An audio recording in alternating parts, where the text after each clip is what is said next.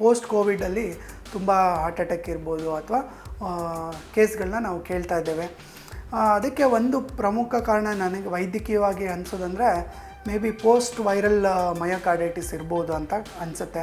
Correct. ಅತಿಯಾಗಿ gym ಮಾಡೋದ್ರಿಂದ ಕೂಡ ಕೆಲವೊಬ್ಬರಲ್ಲಿ ಹಾರ್ಟ್ ಅಟ್ಯಾಕ್ ಆಗುತ್ತೆ ಅಂತ ಅಥವಾ ನಾವು ಕೂಡ ನೋಡಿದ್ದೀವಿ. ತುಂಬ ಫ್ಯಾಟಿಂದನೇ ಹಾರ್ಟ್ ಅಟ್ಯಾಕ್ ಆಗೋಕ್ಕೆ ಒಂದು ಪ್ರಮುಖ ಕಾರಣ ಆಗುತ್ತೆ. ಯಾವಾಗ ಫ್ಯಾಟ್ ರಕ್ತದಲ್ಲಿ ಜಾಸ್ತಿ ಇರುತ್ತೋ ಅದು ಕ್ರಮೇಣವಾಗಿ, ಅಂದರೆ ಇಮಿಡಿಯೇಟಾಗಿ ಆಗಿಬಿಡೋದಿಲ್ಲ. ಅಂದರೆ ಇವತ್ತು ನಾವು ಚೆಕ್ ಮಾಡಿಸಿದ್ವಿ, ಟ್ರೈಗ್ಲಿಸರೈಡ್ಸ್ ನಮ್ಮದು 600-700 ಇದೆ, ಟೋಟಲ್ ಕೊಲೆಸ್ಟ್ರಾಲ್ ಜಾಸ್ತಿ ಇದೆ ಅಂದರೆ ತಕ್ಷಣ ಹಾರ್ಟ್ ಅಟ್ಯಾಕ್ ಆಗಬೇಕು ಅಂತ ನಾನು ಹೇಳ್ತಲ್ಲ. ಅಂದರೆ ಕ್ರಮೇಣವಾಗಿ ಅದು ಡೆಪಾಸಿಟ್ ಆಗೋಕ್ಕೆ ಸ್ಟಾರ್ಟ್ ಆಗ್ತಾ ಇರುತ್ತೆ ರಕ್ತನಾಳಗಳಲ್ಲಿ.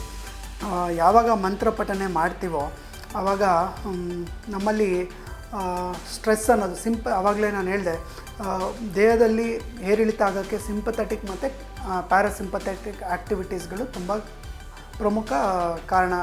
ಆಸ್ಪತ್ರೆಗೆ ಬಂದು ಮೆಡಿಕಲಿ ನಾವು ಹಾರ್ಟು ಚೆನ್ನಾಗಿದೆಯಾ ಅಂತ ತಿಳ್ಕೋಬೇಕು ಅಂದರೆ ECG, ಸಿಂಪಲ್ ಒಂದು ECG ಮಾಡಿಸೋದ್ರಿಂದ ಗೊತ್ತಾಗುತ್ತೆ. ಮತ್ತು ನೀರು ಜಾಸ್ತಿ ಕುಡಿದ್ರೆ ದಪ್ಪ ಆಗ್ತಾರೆ ಅನ್ನೋದು ಖಂಡಿತ ಇಲ್ಲ. ನೀರು ಕುಡಿಯೋದ್ರಿಂದ ನಮ್ಮಲ್ಲಿ ಮೆಟಬಾಲಿಕ್ ರೇಟ್ ಜಾಸ್ತಿ ಆಗುತ್ತೆ. ಈಗ ಚಿಕ್ಕ ಮಕ್ಕಳಲ್ಲೂ ಕೂಡ ಕೆಲವೊಂದು ಸಲ ನಾವು ನೋಡ್ತಾ ಇದ್ದೇವೆ. ಅದು ಯಾಕೆ ಆಗ್ತದೆ ಅಂದರೆ ಮೇ ಬಿ ಚಿಕ್ಕ ಮಕ್ಕಳಲ್ಲಿ ಗರ್ಭದಲ್ಲೂ ಕೂಡ ಇವಾಗ ನಾವು ಸ್ಕ್ಯಾನ್ ಮಾಡ್ಬೋದು, ಫೀಟಲ್ ಎಕೋ ಅಂತ ಕರಿತೇವೆ. ಸಾಮಾನ್ಯವಾಗಿ 12 ಅಥವಾ 13 ವಾರಗಳಲ್ಲೇ ಆ ಫೀಟಲ್ ಎಕೋ ಅನ್ನೋದನ್ನು ಮಾಡ್ತೇವೆ. ಬಟ್ ಇವಾಗ ನಮ್ಮಲ್ಲಿ overall day to day routine ಇರ್ಬೋದು, ಅದೆಲ್ಲ ಆಗಿರೋದ್ರಿಂದ ಏನಾಗ್ತಾಯಿದೆ, ಎಲ್ಲರಲ್ಲೂ ಹಾರ್ಟಿನ ದುಷ್ಪರಿಣಾಮಗಳು ತುಂಬ ಬೀಳ್ತಾ ಇದೆ. ಸುಮಾರು ಒಂದು 20 ವರ್ಷದ ಹಿಂದೆ ಹಾರ್ಟ್ ಅಟ್ಯಾಕ್ ಅನ್ನೋದೇನಾಗಿತ್ತು, ವಯಸ್ಸಾದವರಲ್ಲಿ ಅಥವಾ ವಯಸ್ಕರಲ್ಲಿ ಆಗೋ ಅಂಥದ್ದು ತೊಂದರೆ ಇತ್ತು. ಯಾರ್ಯಾರು 40, 50, 60+ ಇತ್ತು ಆ ಥರ. ಈಗೇನಾಗ್ಬಿಟ್ಟಿದೆ, ಹಾರ್ಟ್ ಅಟ್ಯಾಕ್ ಅನ್ನೋದು ಈವನ್ ಚಿಕ್ಕ ಮಕ್ಕಳಲ್ಲೂ ಕೂಡ ನಾವು ನೋಡ್ತಾ ಇದ್ದೇವೆ. ಮೇ ಬಿ ಬಿಕಾಸ್ ಆಫ್ ಅವ್ರಿಗೆ ಇನ್ಫೆಕ್ಷನಿಂದ ಇರ್ಬೋದು, ಏನು ಮಯೋಕಾರ್ಡೈಟಿಸ್ ಅಂತ ಅಂತಾರೆ. ಇನ್ಫೆಕ್ಷನಿಂದ ಹಾರ್ಟ್ ಮಸಲ್ಸ್ ವೀಕ್ ಆಗಿರುತ್ತೆ, ಆ ಟೈಮಲ್ಲಿ ಅವ್ರಿಗೆ ತೊಂದರೆ ಆಗೋ ಅಂಥದ್ದು ಇರ್ಬೋದು, ಅಥವಾ ಇನ್ಫ್ಲಮೇಷನಿಂದ ಇರ್ಬೋದು, ಅಥವಾ ಹುಟ್ಟುವಾಗಲೇ ಮಕ್ಕಳಲ್ಲಿ ಕೆಲವೊಂದು VSD, ASD ರಂಧ್ರಗಳಿರುತ್ತೆ. ಅದು ತೊಂದರೆಗಳು ಸ್ಕ್ರೀನ್ ಆಗದೇ ಇದ್ದಂಥ ಪಕ್ಷದಲ್ಲಿ ಯಾವುದೋ ಒಂದು ಟೈಮಲ್ಲಿ ಆ ಥರ ಕೆಟ್ಟ ಪರಿಣಾಮಗಳು ಕಾಣಿಸ್ಕೊಳ್ಳುತ್ತೆ. ಆದ್ದರಿಂದ ಚಿಕ್ಕ ಮಕ್ಕಳಲ್ಲಿ ಸ್ಕ್ರೀನಿಂಗ್ ಮಾಡಿಸ್ಕೊಂಡಿದ್ರೆ, ಸಿಮ್ಟಮ್ಸ್ ಇರುವಾಗ ಮಾತ್ರ, ಎಲ್ಲರೂ ಮಾಡಿಸೋ ಅವಶ್ಯಕತೆ ಇರೋದಿಲ್ಲ. ಯಾರಲ್ಲಿ ಸಿಮ್ಟಮ್ಸ್ ಎದೆ ಬಡಿತ ಜಾಸ್ತಿ ಇರೋದು, ಅಥವಾ ನಿಶಕ್ತಿ ಇರೋದು, ಅಥವಾ ಸೈನೋಸಿಸ್ ಅಂತ ಕರಿತೀವಿ, ತುಂಬ ಮುಖ ನೀಲಿಗಟ್ಟೋದು ಅಥವಾ ಉಸಿರಾಟಕ್ಕೆ ಕಷ್ಟಪಡೋದು, ಸಣ್ಣ ಪುಟ್ಟ ಕೆಲಸಗಳಲ್ಲಿ ಇರುವಂಥ ಮಕ್ಕಳನ್ನು ಸ್ಕ್ರೀನಿಂಗ್ ಮಾಡಿಸೋದು ಉತ್ತಮ.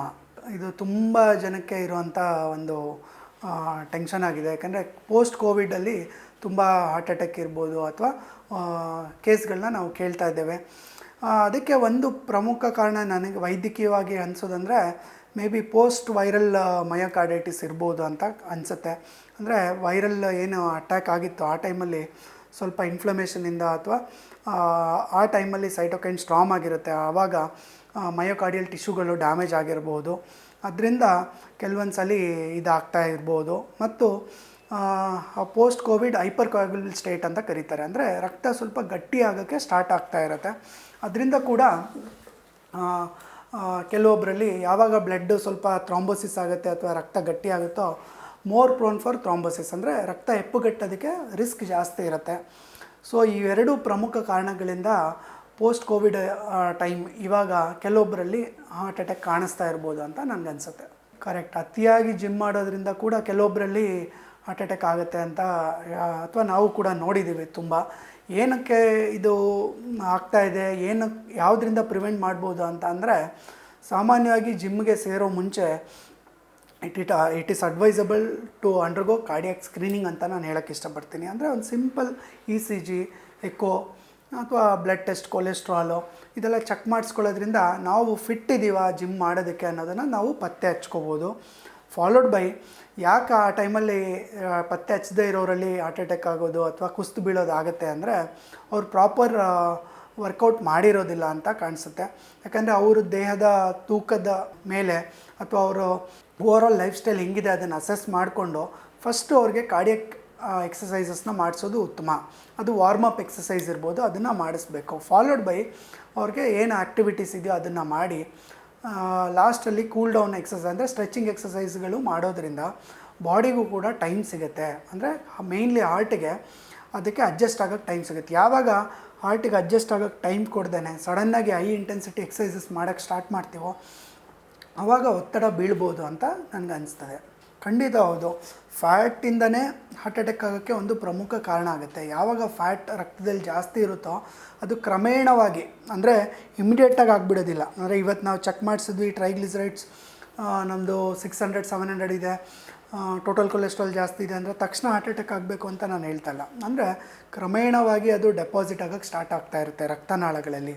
ಅದು ಡೆಪಾಸಿಟ್ ಆಗ್ತಾ ಆಗ್ತಾ ಆಗ್ತಾ ಮುಂದೊಂದು ದಿನ ತುಂಬ ಬ್ಲಾಕೇಜಸ್ ಆಗುವಾಗ ಹಾರ್ಟ್ ಅಟ್ಯಾಕ್ ಆಗೋವಂಥ ರಿಸ್ಕ್ ಇರುತ್ತೆ. ಹಾಗಾಗಿ ಫ್ಯಾಟಿಂದ ಖಂಡಿತವಾಗೂ ಹಾರ್ಟ್ ಅಟ್ಯಾಕ್ ಆಗುವಂಥ ರಿಸ್ಕ್ ಜಾಸ್ತಿ ಇರುತ್ತೆ. ಹೌದು, ಖಂಡಿತ ಯಾವಾಗ ಹಾರ್ಟ್ ಅಟ್ಯಾಕ್ ಆಗುತ್ತೋ ಆವಾಗ ಟ್ಯಾಬ್ಲೆಟ್ಸ್ ನಾವು ಕೊಡ್ತೀವಿ. ಆ್ಯಂಟಿಪ್ಲೇಟ್ಲೆಟ್ ಡ್ರಗ್ಸ್ ಇರ್ಬೋದು, ಅದರಲ್ಲಿ ಎಕೋಸ್ಪ್ರಿನ್ ಇರ್ಬೋದು ಅಥವಾ ಕ್ಲೋಪಿಡಾಗ್ರಿಲ್ ಇರ್ಬೋದು ಮತ್ತು ಅಟೋರ್ವಾಸ್ಟಾಟಿನ್. ಅದಕ್ಕೆ ಕೆಲವೊಂದು ಡೋಸಸ್ ಇದೆ, 325, 300 ಮತ್ತು 75 mg ರೆಸ್ಪೆಕ್ಟಿವ್ಲಿ. ಆ ಥರ ಟ್ಯಾಬ್ಲೆಟ್ಸ್ಗಳನ್ನ ಕೊಟ್ಟು ನಂತರ ಆಸ್ಪತ್ರೆಗೆ ನಾವು ವರ್ಗಾವಣೆ ಮಾಡೋದ್ರಿಂದ ಅಲ್ಲಿ ಆ್ಯಂಜಿಯೋಗ್ರಾಮ್ಗೆ ಅಥವಾ ಇದನ್ನು ಮಾಡ್ಕೋಬೋದು. ನಾವು ಕೂಡ ಅದನ್ನು ಒಪ್ತೇವೆ. ಈಗೇನು ಮಂತ್ರ ಪಠನೆ ಮಾಡೋದ್ರಿಂದ ಏನಾಗುತ್ತೆ, ನಮ್ಮಲ್ಲಿ ಸ್ಟ್ರೆಸ್ ಅನ್ನೋದು ಸ್ವಲ್ಪ ಕಡಿಮೆ ಆಗುತ್ತೆ. ಅಥವಾ ಬಾಡಿಯಲ್ಲಿ ಸ್ವಲ್ಪ ಏನು ಇವಾಗೆಲ್ಲ ಡೈವರ್ಸಿಫೈಡ್ ಆಗಿಬಿಡ್ತೀವಿ, ಅಂದರೆ ತುಂಬ ಆಲೋಚನೆಗಳು ಬರ್ತಾ ಇರುತ್ತೋ ಅದು ಮನಸ್ಸು ಏಕಾಗ್ರತೆಗೆ ಬರುತ್ತೆ. ಇದರಿಂದ ಅಡ್ವಾಂಟೇಜ್ ಏನಾಗುತ್ತೆ ಅಂತ ಅಂದರೆ, ಯಾವಾಗ ಮಂತ್ರ ಪಠನೆ ಮಾಡ್ತೀವೋ ಆವಾಗ ನಮ್ಮಲ್ಲಿ ಸ್ಟ್ರೆಸ್ ಅನ್ನೋದು ಆವಾಗಲೇ ನಾನು ಹೇಳಿದೆ, ದೇಹದಲ್ಲಿ ಏರಿಳಿತ ಆಗೋಕ್ಕೆ ಸಿಂಪಥೆಟಿಕ್ ಮತ್ತು ಪ್ಯಾರಾಸಿಂಪಥೆಟಿಕ್ ಆ್ಯಕ್ಟಿವಿಟೀಸ್ಗಳು ತುಂಬ ಪ್ರಮುಖ ಕಾರಣ ಆಗುತ್ತೆ. ಸಿಂಪಥೆಟಿಕ್ ಆ್ಯಕ್ಟಿವಿಟೀಲಿ ಎಕ್ಸೈಟ್ಮೆಂಟ್ ತುಂಬ ಇರುತ್ತೆ, ಪ್ಯಾರಾಸಿಂಪಥೆಟಿಕ್ ಆ್ಯಕ್ಟಿವಿಟೀಲಿ ರಿಲ್ಯಾಕ್ಸೇಷನ್ ಇರುತ್ತೆ. ನಾವು ಮಂತ್ರ ಪಠನೆ ಮಾಡೋದ್ರಿಂದ ನಮ್ಮಲ್ಲಿ ಸಿಂಪಥೆಟಿಕ್ ಆ್ಯಕ್ಟಿವಿಟಿಗಳು ಸ್ವಲ್ಪ ಕಡಿಮೆ ಆಗಿ ಪ್ಯಾರಾಸಿಂಪಥೆಟಿಕ್ ಅಂದರೆ ರಿಲ್ಯಾಕ್ಸೇಷನ್ ತುಂಬ ಜಾಸ್ತಿ ಆಗೋದ್ರಿಂದ ಹಾರ್ಟಿಗೆ ಒತ್ತಡ ಬೀಳೋದು ಕಡಿಮೆ ಆಗುತ್ತೆ. ಅದು ಡೈರೆಕ್ಟಾಗಿ ಅಲ್ಲದೆ ಇದ್ದರೂ ಕೂಡ ಇಂಡೈರೆಕ್ಟ್ಲಿ ಹಾರ್ಟಿಗೆ ಒಂದು ಓವರಾಲ್ ಹೆಲ್ತ್ ವೃದ್ಧಿ ಆಗೋಕ್ಕೆ ಹೆಲ್ಪ್ ಆಗುತ್ತೆ ಅಂತ ಹೇಳೋಕ್ಕೆ ಇಷ್ಟಪಡ್ತೇನೆ. ಖಂಡಿತ ಹೃದಯ ಆರೋಗ್ಯವಾಗಿದೆಯಾ ಅಂತ ತಿಳ್ಕೊಳ್ಳೋದಕ್ಕೆ ನಾನು 2 ಮೆಥಡ್ಗಳನ್ನ ಹೇಳ್ತೀನಿ. ಒಂದು, ನಾವೇ ಪತ್ತೆ ಹಚ್ಕೋಬೋದು. ಯಾವ ರೀತಿ ಅಂದರೆ, ನಾವು ರೆಗ್ಯುಲರಾಗಿ ಈಗ ವಾಕ್ ಮಾಡ್ತಾ ಇರ್ತೀವಿ, ನಮಗೆ ಮುಂಚೆ ವಾಕ್ ಮಾಡ್ತಾ ಇದ್ದಷ್ಟು ಈಗಲೂ ವಾಕ್ ಮಾಡ್ತಾ ಇದ್ದೀವಾ ಅಥವಾ ಇವಾಗ ಸುಸ್ತಾಗ್ತಾ ಇದೆಯಾ, ಅದನ್ನು ಕಂಪೇರ್ ಮಾಡ್ಕೊಳ್ಳೋ ಮುಖಾಂತರನೂ ಪತ್ತೆ ಹಚ್ಕೋಬೋದು. ಅಥವಾ ನಮ್ಮ ಓನ್ ಫ್ರೆಂಡ್ ಸರ್ಕಲಲ್ಲಿ ಎಲ್ಲರೂ ಆ್ಯಕ್ಟಿವ್ ಆಗಿ ಎಷ್ಟು ಇರುವಾಗ ಕಂಪೇರ್ ಟು ನಮ್ಮ ಫ್ರೆಂಡ್ಸ್ ನಾವು ಸ್ವಲ್ಪ ಕಷ್ಟಪಡ್ತಾ ಇದ್ದೀವಾ ಅಥವಾ ಉಪ್ಸ ಬರ್ತಾ ಇದೆಯಾ ಅಥವಾ ಎದೆ ನೋವು ಕಾಣಿಸ್ಕೊಳ್ತಾ ಇದೆಯಾ, ಅದು ಕೂಡ ನಮಗೆ ಹಾರ್ಟ್ ತೊಂದರೆ ಇದೆಯಾ ಅನ್ನೋದನ್ನು ಸೂಚಿಸುತ್ತೆ. ಅದಲ್ಲದೆ ನೀವು ಆಸ್ಪತ್ರೆಗೆ ಬಂದು ಮೆಡಿಕಲಿ ನಾವು ಹಾರ್ಟು ಚೆನ್ನಾಗಿದೆಯಾ ಅಂತ ತಿಳ್ಕೋಬೇಕು ಅಂದರೆ ECG, ಸಿಂಪಲ್ ಒಂದು ECG ಮಾಡಿಸೋದ್ರಿಂದ ಗೊತ್ತಾಗುತ್ತೆ. ಅಥವಾ ಎಕೋ ಸ್ಕ್ಯಾನ್ ಮಾಡೋದ್ರಿಂದ ಸ್ಟ್ರಕ್ಚರಲ್ ಅಬ್ನಾರ್ಮಲಿಟಿ ಏನಾದರೂ ಇದೆಯಾ, IHD ಏನಾರು ಆಗಿದೆಯಾ, ಹಾರ್ಟ್ ಫೇಲ್ಯೂರ್ ಇದೆಯಾ ಅನ್ನೋದನ್ನು ನೋಡ್ಬೋದು. ಮತ್ತು 3ನೇದು TMT, ಟ್ರೆಡ್ಮಿಲ್ ಟೆಸ್ಟ್ ಅಂತ ಕರೀತಾರೆ. ನಮ್ಮನ್ನ ಸ್ವಲ್ಪ ಸ್ಟ್ರೆಸ್ಸಲ್ಲಿಟ್ಟು, ಅಂದರೆ ಓಡಿಸಿ ಹಾರ್ಟ್ ಮಸಲ್ಸ್ನ ಸ್ಟ್ರೆಸ್ಸಲ್ಲಿಟ್ಟು ಏನಾದರೂ ತೊಂದರೆ ಇದೆಯಾ ಅನ್ನೋದನ್ನು ಕೂಡ ಪತ್ತೆ ಹಚ್ಬೋದು. ಅದಲ್ಲದೆ CT, ಕೊರೋನರಿ CT ಆ್ಯಂಜಿಯೋಗ್ರಾಮ್ ಇರ್ಬೋದು, ಅಥವಾ ಆ್ಯಂಜಿಯೋಗ್ರಾಮ್ ಕೂಡ ಇವಾಗ ಮಾಡಿ ನಾವು ತಿಳ್ಕೊಬೋದು ಅಂತ ಹೇಳ್ತೇನೆ. ಸಾಮಾನ್ಯವಾಗಿ ಅದು ಏನಂದರೆ, ನಿಂತ್ಕೊಂಡು ನೀರು ಕುಡಿಯುವಾಗ ಮೆಡಿಕಲಿ ಏನು ಹೇಳ್ತಾರಂದರೆ, ಸ್ವಲ್ಪ ಅದು ಫೋರ್ಸ್ಫುಲ್ ಜಾಸ್ತಿ ಇರುತ್ತೆ. ಅದು ಡೈರೆಕ್ಟ್ ಹೋಗುವಾಗ ಗ್ಯಾಸ್ಟ್ರಿಕ್ ಮ್ಯೂಕೋಸ ಏನಿರುತ್ತೆ ಅದರಲ್ಲಿ ಪ್ರೆಷರ್ ಜಾಸ್ತಿ ಮಾಡುತ್ತಾ ಅನ್ನೋದು ಒಂದು ಕ್ವಶನ್ ಮಾರ್ಕ್. ಬಟ್ 100% ಅಲ್ಲ. ಅದೇ ಕುತ್ಕೊಂಡು ನೀರು ಕುಡಿಯುವಾಗ ಅದು ಅಷ್ಟು ಫೋರ್ಸ್ಫುಲಿ ಹೋಗಲ್ಲ, ಅಥವಾ ಸ್ವಲ್ಪ ಸ್ಲೋ ಆಗಿ ಹೋಗೋದ್ರಿಂದ ಅಷ್ಟು ಒತ್ತಡ ಬೀಳೋದಿಲ್ಲ, ಯಾವುದೇ ರೀತಿ ತೊಂದರೆ ಗ್ಯಾಸ್ಟ್ರಿಕ್ ಮ್ಯೂಕೋಸ ಮೇಲೆ ಬರೋದಿಲ್ಲ. ಮತ್ತು ನೀರು ಜಾಸ್ತಿ ಕುಡಿದ್ರೆ ದಪ್ಪ ಆಗ್ತಾರೆ ಅನ್ನೋದು ಖಂಡಿತ ಇಲ್ಲ. ನೀರು ಕುಡಿಯೋದ್ರಿಂದ ನಮ್ಮಲ್ಲಿ ಮೆಟಬಾಲಿಕ್ ರೇಟ್ ಜಾಸ್ತಿ ಆಗುತ್ತೆ.